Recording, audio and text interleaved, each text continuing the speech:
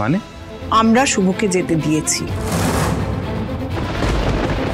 এই রায় বাড়ির লোকগুলোকে না আমি কোনোদিন ক্ষমা করবো না, যতদিন না ওরা তোর কাছে হাত জোর করে ক্ষমা চায়, হাত জোর করে ক্ষমা চায়। আমি আপনার কাছে এইটাই আশা করেছিলাম। চল মা, চল আমরা বাপ বেটিতে একসঙ্গে ফিরে যাই। তুই বিশ্বাস কর, আমার কথা শোন, আমাদের কোনো অসুবিধা হবে না একসাথে থাকতে। না বাবা, আমি যদি এখন এখান থেকে চলেই যাই তাহলে তো আমি কেশবের থেকেও অনেক দূরে চলে যাব। সেটা হতে দেওয়া যায় না। আমাকে এখানে থেকেই যা করার করতে হবে, যাতে আমি কেশবকে অন্তত নিজের কাছে পেতে পারি। এখানে থেকে তুই কি করবি? কাকে চিনিস তুই? হ্যাঁ, কার কাছে থাকবি বল?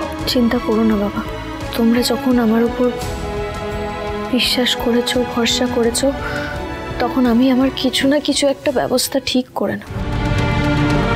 তুমি আর ঠাম্মি আমাকে বুঝেছো, তোমরা দুজন আমার পাশে আছো। আমার আর কারোর থেকে কিচ্ছু আশা নেই। আমার লড়াইটা আমি এবার ঠিক লড়ে নেব বাবা, আর আমি জানি আমি পারবো।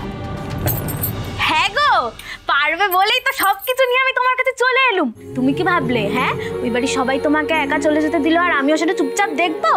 শোনো সুপতি, তোমাকে সেই জবে থেকে আমি দেখছি তোমার পিছু পিছু ঘুরছি।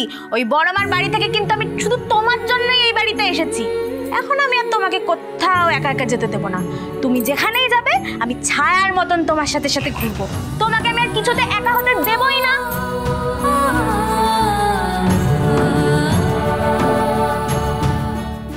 জয় মা জগদ্ধাত্রী, যার কেউ নেই তার তুমি আছো মা। তুমি সবার ভালো করো, সবার মঙ্গল করো মা। ঠাম্মি, তার মানে তোমরা জানো শুভ কোথায় গেছে? চুপ করে থেকো না ঠাম্মি, আমাকে বলো বলো প্লিজ, তোমরা শুভ কোথায় গেছে? প্লিজ বলো শুভ কোথায় গেছে। না, আমরা জানি না শুভ কোথায় গেছে। তোমরা জানো না শুভ কোথায় গেছে, তাও ওকে চলে যেতে দিয়েছো? স্যার, আপনি এভাবে শুভকে চলে যেতে দিলেন, আমাকে একটা সুযোগ অবধি দিলেন না। সবকিছু পাওয়ার আগেই আমার সবকিছু হারিয়ে গেল, আমার জীবনটা নিশ্চয়। কিছু মনে করো না দাদু ভাই, এই সংসারে যা হচ্ছে, এই যে কিছু ঠিক হচ্ছে না, কিছু ঠিক হতে পারছে না, সব কিন্তু তোমার দোষ। তুমি যেদিন নিজের দোষটা বুঝতে পারবে না, সেদিন দেখবে তোমার সংসারটা আবার আগের মতো হয়ে গেছে। আমার দোষ? আমি আমার দোষ? প্লিজ ক্লিয়ারলি না, তোমারা আমাকে বোঝাও, আমার দোষটা কোথায়? প্লিজ আমাকে বোঝা। আজ এই শুভ চলে গেছে আমাকে ছেড়ে, এর জন্য আমি দায়ী। বলো ঠাম্মি, আমার দোষটা কোথায়? মানে ওয়ান্ডারফুল, আজ শুভ কোনো ভুল করবে আমি তখন ওকে শাসন অবধি করতে পারবো না। অয়নার এই অবস্থা জানার পর ও আমাকে কিছু জানায়নি, আমি তখন ওকে শাসন করতে গেছি, সেটাও আমার দোষ। যা হয়েছে ঠিক হয়েছে দাদু ভাই, একদম ঠিক হয়েছে। এবার তুমি বাড়ি চলো, বাড়ি গিয়ে তাদেরকে সুখবরটা শোনাও, যে সুখবরটা শোনার জন্য তারা মুখিয়ে আছে, যে শুভ তাদের ঘাট থেকে সারা জীবনের মতো নেমে গেছে। দেখবে তারা না গিয়ে আনন্দে লম্ফজম্প করবে।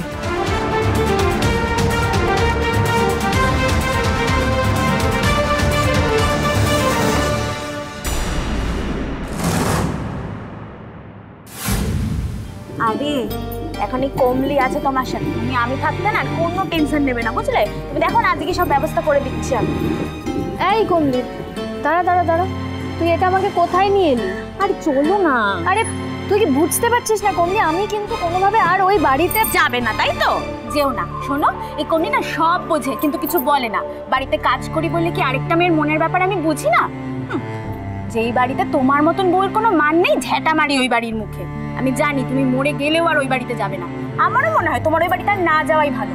শোনো, আমরা পাড়ায় এসেছি একজনের সাথে দেখা করতে, সে আমাদের সব হেল্প করে বলছে। কার কাছে নিয়ে এসেছিস বলতো তুই আমায়? আরে দেখো না,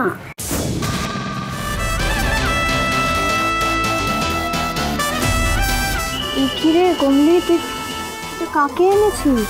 না গো দিদি, লোকটা ভালো, আমাদের হেল্প করবে বলেছে।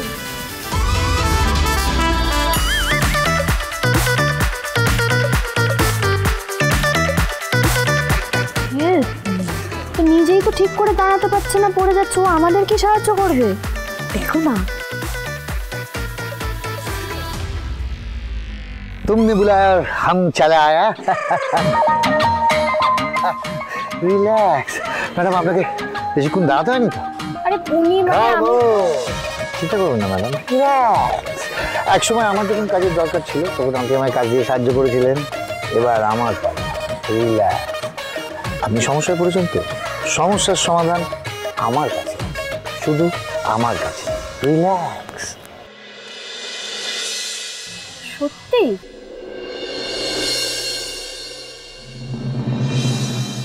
ছি ছি ছি মা, ছি, তুমি এটা কি করে করলে মা? Have you lost your mind? শুভকে চলে যেতে দিলে কেন?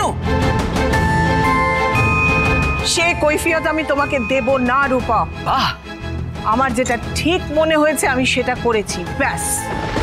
সে অধিকার আমার নিশ্চয়ই আছে, যেমন তোমরা অধিকার ফলিয়েছ। একটা অসহায় প্রেগনেন্ট মেয়েকে রাত্রিবেলায় বাড়ি থেকে বের করে দিয়েছো। মা, মা দেখো, মানছি যে আমাদের সবার ভুল হয়েছে, কিন্তু আমরা তো সবাই রেডি ছিলাম শুভকে ফিরিয়ে আনবো বলে। বাড়ির সবাই তো শুভকে ক্ষমাও করে দিয়েছে দেখো, কিন্তু তুমি এটা কি করলে বলো তো? তুমি হঠাৎ করে গিয়ে হসপিটাল থেকে ওকে ডিসচার্জ করে দিলে।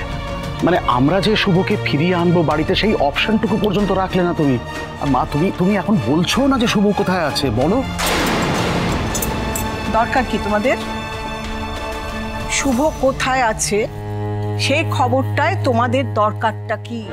যে মেয়েটা তোমাদের জন্য কোনো দিন ভালো কিচ্ছু করেনি, তোমাদের ক্ষতি করেছে, সে মরলো না বাঁচলো, সেটা জানার তোমাদের দরকার কি?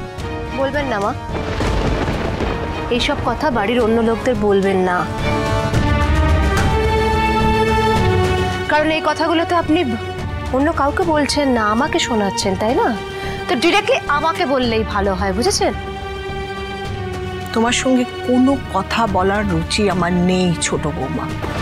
তুমি যা করেছো করেছো, কিন্তু আমার ছেলেরা, তারা তো সবাই ছিল, দাঁড়িয়ে দেখেছে, চুপ করে দেখেছে, আটকায়নি, বাধা দেয়নি তোমাকে।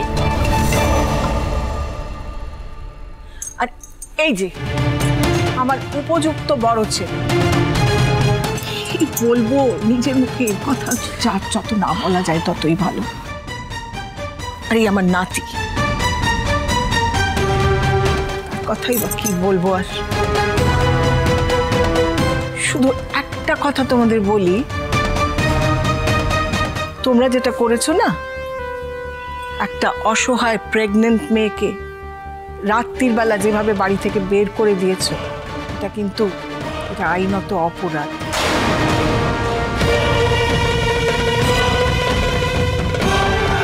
তোমরা শুভর সঙ্গে এটা করেছো বলে পার পেয়ে গেলে। এটা যদি অন্য কারো সঙ্গে করতে, তাহলে এতক্ষণে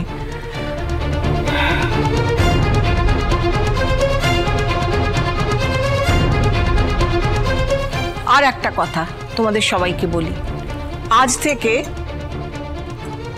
আমাদের দুজনের দায়িত্ব তোমাদের কারো নিতে হবে না।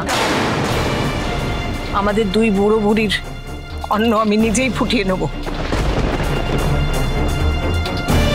এই লক্ষ্মীহীন বাড়িতে না আমার থাকতে একটু ইচ্ছে করে না।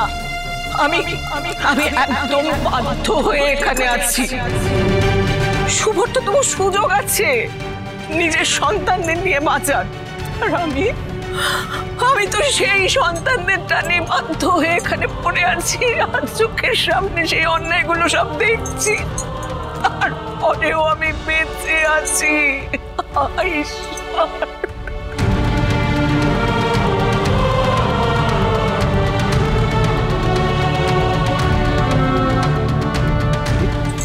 রাধারানী, রাধারানী কোথায় যাচ্ছ? শোনো।